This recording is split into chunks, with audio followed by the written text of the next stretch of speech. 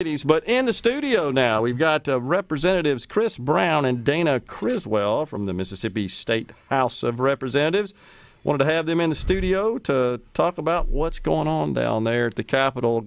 Good afternoon, gentlemen. Thanks for joining us. Good afternoon. Thanks for having us. Thanks for having us. Let's talk first about HCR 23. Dana, what's going on with that?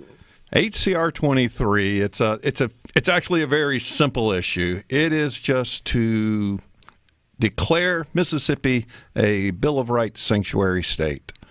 It's not a very complicated bill. It's a House resolution or House concurrent resolutions, which means it would have to go through the House and the Senate. I see it as nothing more than a way for the government and the leaders of the people to say, we're going to take a stand. Well, the oddest part is take a stand for the Constitution, right? All we're saying is that we want to affirm the Bill of Rights. And so those are unalienable rights that we want to try to defend and just let the country know that Mississippi is a sanctuary for the Bill of Rights. So what's your background on this? Why do you think that's necessary?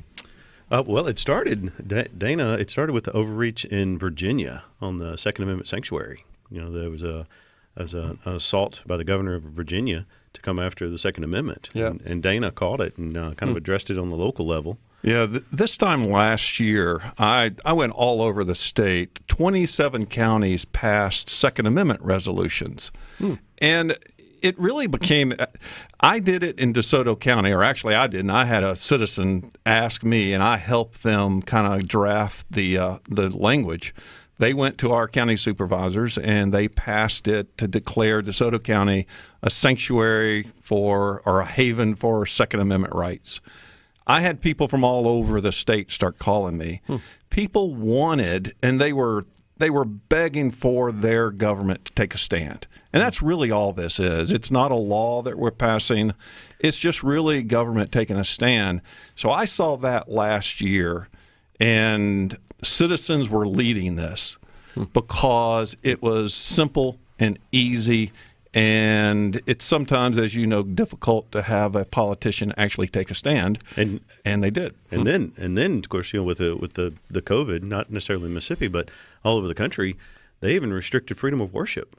I mean, that's enshrined in our Constitution, our Bill of Rights, that you cannot peacefully assemble together to worship God. And thankfully, that didn't happen here. But we want to make sure that we defend the rights of the people that the Constitution gives us, and it should not be controversial. This is something that has made this country as great as it is that individual freedom and individual responsibility, and that's what we're trying to defend by this resolution. So would this in any way limit the authority of some of those elected leaders in the state, such as the governor, who through emergency declarations, I guess, is empowered to issue orders, which has occurred over the last year with respect to COVID protections? Does this impact that in any way? Would it apply to that in any way? No, it would apply if it was a complete overreach. And our personal church, our pastor can actually listen to what the governor had to say, and we complied voluntarily. So to comply voluntarily with a suggestion from the state is one thing. To say, we're going to arrest you if you peacefully worship God together in your church, that is an overreach. And so, which we had in some parts of the state. We did. First, did we not? In California, it's still going on. Yeah, it's still going on. And right. so there's some churches that have sued their state governments and have won on the freedom of religion. So we're just saying that, hey, we respect the Constitution, and we want Mississippi to be to protect the rights of our citizens here that are guaranteed in the Constitution. So what's the legal process for adopting or enacting a resolution like this? It's got to pass through both chambers, be signed by the governor like a bill? How does that work? It does. We've got to get it out of the House. The House Rules Committee is where it sits now. So we're working with the chairman and the speaker to try to move it out of the House and then onto the Senate. But yes, it's the same process as a regular bill. Go ahead, Dane. Well, I was just saying is that you were asking about the authority that this has. It really, and like I said, it's not a law. We're not passing a law. So it doesn't technically limit anybody. My hope is that it gives the citizens kind of a banner to say, wait a minute, you promised back here, officially promised that you were going to defend our rights, And now it's time to take action because you promised us you would. So if there were some sort of violation of those rights, would such a resolution, I guess, put further teeth from a legal perspective behind an action that might be taken by a citizen who felt like their rights were violated? Does that give them, I guess, greater standing in court if they were to fight that? How would that work, Chris? Is that, or is it something they could point to in reference? Look, this is what my legislature passed here. I'm just acting on that. I think it plainly just gives them the intent of the legislature to defend your rights. So the Constitution already gives it. So no, it's not more legal action, but it does give you something else to point to, that even your state government is reaffirming what we already know in the Constitution. Well, certainly Bill of Rights. A court would have a hard time ignoring it. Yeah. I mean, you can't unsee it, I guess, right, as the saying would go, if such were to become. So what's the temperature about this particular resolution? Do you feel positive it's going to get out of committee and pass through? The House Freedom Caucus, we've got over 6,000 citizens in Mississippi that are engaged on this. Yeah. They're sending emails to their representatives and to their elected officials to try to help push this issue. Yeah, we've had probably over 600 emails sent about it. And I have legislators pull me aside in the hallway quite often. Matter of fact, on the way here, walking out of the Capitol, 600 emails usually gets legislators' attention just because it's clogging up your inbox. In support, I assume. In support, yes. In support. We've not had a single one against it. And so I have legislators pulling me aside quite often saying, all right, explain this to me. And if I sign on to this, is it going to call these people off? Yeah. And you got a sense of how the governor, how he and the lieutenant governor feel about this? Do not. Yeah. Haven't talked to them. We would assume they support it. Yeah. That's our natural assumption. But and the thing is, this is not controversial. Sure. It should not be controversial. It's not right. It's not left. It's not Democrat. It's not Republican.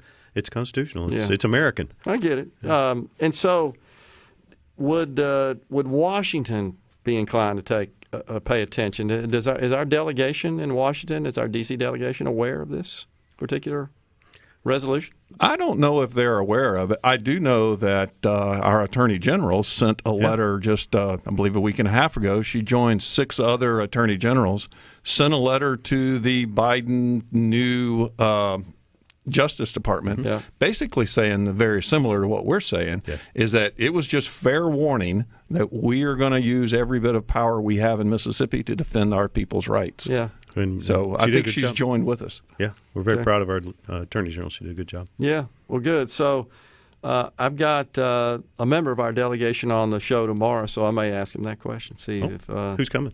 Yeah, Trent Kelly. He's a great man. General Kelly. Yeah, General Kelly is scheduled to be on the show tomorrow. So he's the best representative in the country, best congressman in the country. He's my congressman. I'll pass it on if he's not listening, but he does listen with regularity. So he's number one guy. Awesome.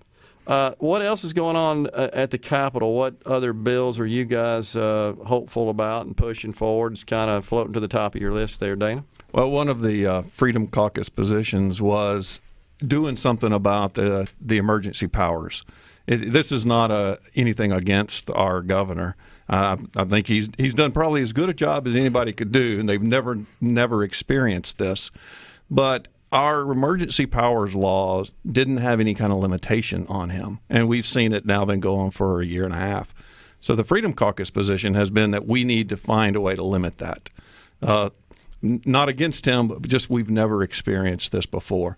There was a bill that passed out this morning from the House that does take an attempt to limit that power to, he can declare an emergency for 45 days, but after 45 days of that emergency, to extend it, he has to call the legislature in to get the legislature's input. I got you. And I think that's a very good thing. Yeah. It's House Bill 1327. Yeah. What's the temperature on that around the Capitol? It passed. Oh, so it did? Passed out off the floor today, so I think it's got good legs. I don't think there was a no vote. No? Wow. Yeah, bipartisan effort. So, wow. And again, we're not mad at anybody. Sure. We just want to make sure that that there's no overreach and there's oversight, and that's why we have the 3 branches of government. Well, I think what happened with this pandemic deal, I guess, exposed a lot of holes, shall we say, in our system of governance from Washington all the way down to the city level. It's nothing we've seen before. Yeah, it's unprecedented, so it exposed that. Can you guys hang with us? We got a break coming up. Absolutely. Glad to. Thanks. We'll be back with more with Representatives Dana Criswell and Chris Brown. Stay with us on the JT Show. Representatives Dana Criswell, Chris Brown in the studio.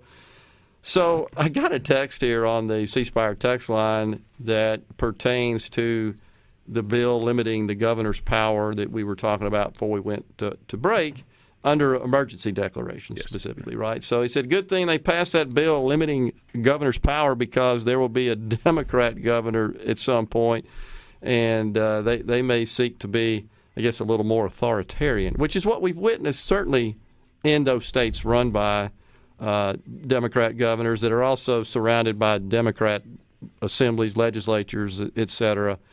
Look no further than Michigan and California, New York, Washington, New Jersey, Pennsylvania. They've all had massive problems. Well, you know it's bad when California recalls their governor.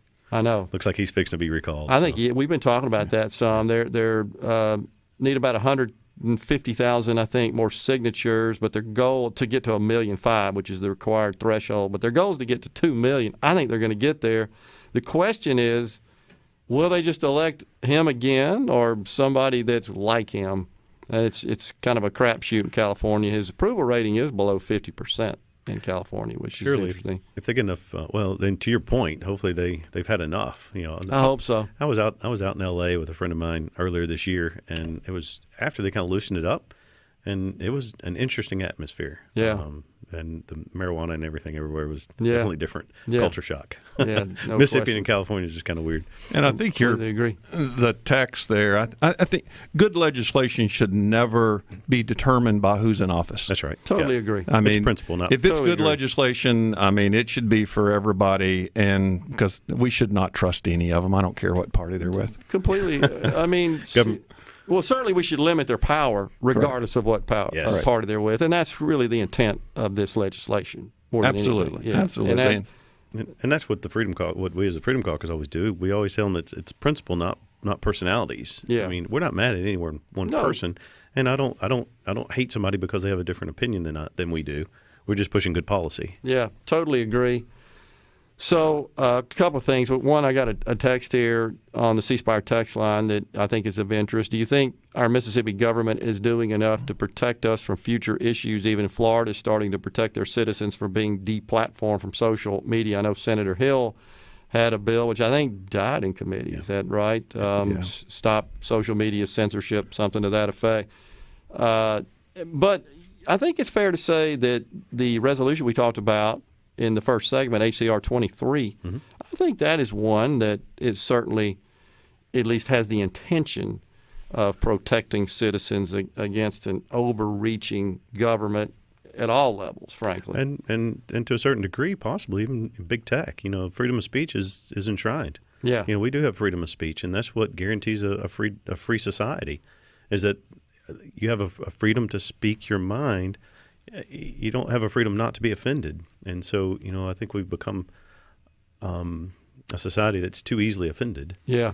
You don't have the right, that's what I say all the time, you don't have the right to not be offended. Right. You actually have the right to offend. Right. Which a moral person, I would never speak harsh words to try to intentionally offend somebody. Sure. My position may offend them, but I'm never going to raise my voice and be angry and mad at them because they don't come to my side. That's not how you convert somebody to your side. Sure. With bullying tactics and being mean and totally hateful. Agree. And so that's always been our position, is what we do. We try to bring you to our position, and if not, we're still going to be friends. Yeah, absolutely, and we certainly need more of that, not only in our government but in our society in general. I talked about this yesterday, that Stephen Cohen, I don't know if you know, he is the owner of the New York Mets, and he's a prolific user of Twitter, and he engages very regularly with fans and the like. But he was also the owner of an investment firm, a hedge fund that bailed out Melvin Capital, which is the group that's behind the whole GameStop deal. And so when it was learned that he was the money behind their temporary loan to bail them out, he started getting death threats, and he had to delete his Twitter account. So we've gotten to a point in the society where whatever your grievance is, you just go on social media and threaten to kill somebody. Keyboard warriors. And the thing is, you know, it's odd because we've lost that ability to agree to disagree and to not hate one another. I mean, it's on both sides. and it's very toxic. I agree. And It's I hope terrible. we can get through that. And Dana works well with some of our colleagues on the other side of the aisle, and we both try to work across the aisle Sure. as persons. Dana had Right. some. But how we get government involved with the social media and the private businesses and all that, it's a very sticky situation. No question And about it. I don't know how government gets involved and solves it. Generally, government's going to get involved and make it worse before it gets better. Totally agree. Well, And- the free market will fix it, but when you have the big guys closing out their competitors, it's kind of hard to let the free market operate. Totally agree. Wrote So- an op-ed on just that a couple months ago about beware of what you ask for with the Section 230 Amen. Yeah. revocation. So don't assume that makes things better. You think when the you left start is doing that? I think the left will push the Section 230 on them. I mean, because honestly, it would bar freedom of speech on both sides. So it's not a left-right issue. That's right. Senator Sanders, he was blocked out of the Democratic process a couple times, and his supporters would obviously see this as a threat to them as well. Yeah. You know what I'd like to see, although maybe it's pipe dreaming, is I'd like to see the left, which seems to be certainly more in bed with these social media platforms, I'd like to see them take the lead and go to them and say, you know what, you got to let our conservative friends have a bigger voice. You can't just deplatform all the people on the right, and then you let the sheikhs of the Middle East that want to blow up the country, they can just freely engage on these platforms. Show a little balance, show a little consistency in the application of the standards. I think that would go a long way towards unifying and healing the country. But it's politically toxic. Yes. And every move we make and every statement we make as politicians has always got to be about the next election cycle. Or demonizing your opponent. Exactly. That's what's the oddest part is instead of engaging on policy, they go even on social media. If I post something on social media, they don't engage on the topic or the principle. They just start calling you names. Yeah, and it's like, well, how can you have a debate and come to some sort of consensus and be friends if all they do is go straight to calling you names? it's all emotion, all personality. Yep. All right. One other thing I think we have some legs on it is the income tax elimination. Yeah. Yeah. I think that, when the governor came out supporting that certainly gave that a big push. Yeah.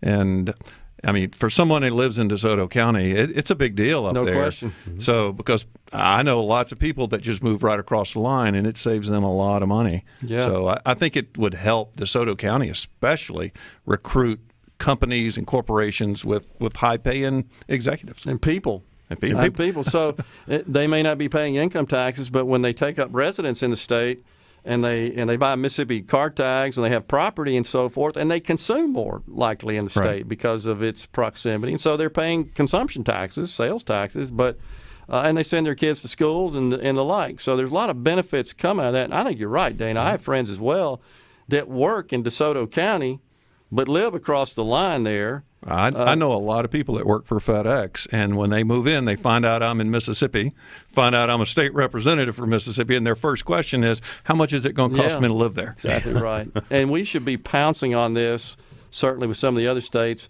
seeking to raise their income tax rates to fill some of the revenue holes. Also, Dana, I wanted to ask you about a bill, and I don't know what the status is, but I'm just going to describe it. It would prohibit a private company from requiring a vaccination as a condition of employment. Right. Tell us about that. Well, I signed on to that, and it's our idea because, and I know this is another one of those difficult situations where you've got the rights of a business owner, which I don't like government getting involved in that. Got about a minute. But the rights of the people. I think there's a line that we have to draw. We all draw a line somewhere when the business owner's rights and my rights kind of cross. Yeah. This is the line where I say, when you're going to stick something in me, then my rights have to trump theirs. We do it on other issues. We would never say that an employer should require a medical procedure in order to work there. Yeah. And I look at this that way. It's just we're saying, look, this is my line. You stick something in me, I don't like that. And I know I have a difficult time with the government-business relationship. Yeah, no question about it. Gentlemen, thanks so much for joining us today. Representative Chris Brown and Dana Criswell have been our guests. We appreciate it. Don't make too many laws when you're down there for us, will you? No. We'd be like Calvin Coolidge. It's better to stop bad legislation than pass good. Unless it's repealing the income tax. Amen. We're all for that. Thanks for having us. Thanks.